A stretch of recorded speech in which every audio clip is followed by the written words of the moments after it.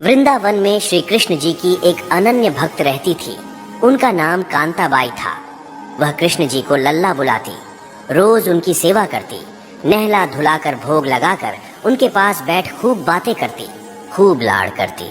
मजाल की कभी उनको जरा सी भी तकलीफ आ जाए। एक दिन कांताबाई अपने लल्ला का सब काम कर उसे विश्राम करवा खुद भी विश्राम करने लगी। तभी उसे जोर जोर से हिचकियां शुरू हो गई। कांताबाई समझ नहीं पा रही थी कि वो क्या करे। कांता खुद से ही इतनी बेचैन हो गई कि उसे कुछ भी सूझ नहीं रहा था। तभी कांताबाई की पुत्री घर आ गई। उसकी शादी पास वाले गांव में ही की थी, सो अक्सर कांताबाई की बेटी अपनी माँ को देखने आती थी। बेटी के आते ही कांताबाई की हिचकियां बंद हो गई। उसको बहुत आराम मिला। कांताबाई ने सारी बात अपनी बेटी को बताई कि कैसे वो हिचकियों से परेशान हुई थी।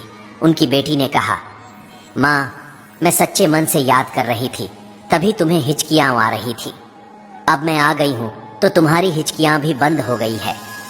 कांताबाई ने हैरान होकर बोला, क्या सच में ऐसा होता है?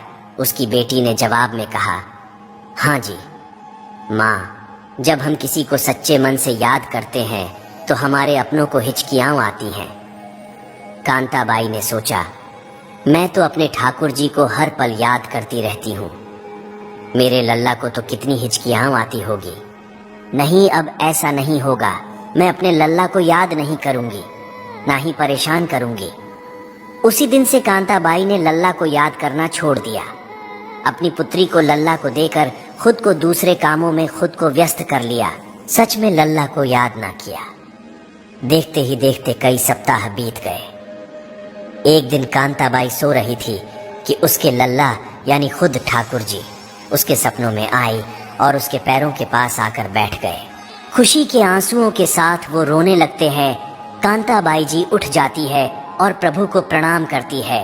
मेरे लल्ला, मेरे प्रभु, आप तो उनको भी नहीं मिलते जो समाधि लगाकर ध्यान लगाते हैं, तो फिर मुझ पापिन को कैसे साक्षात आपके दर्शन हो गए, जबकि अब तो मैं आपको याद भी नहीं करती।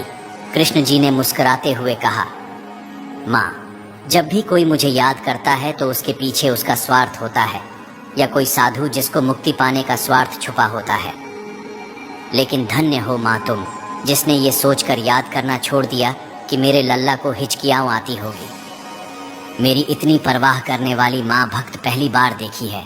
उन्होंने कांताबाई को वैकुंठ में स्थान पाने का आशीष दिया।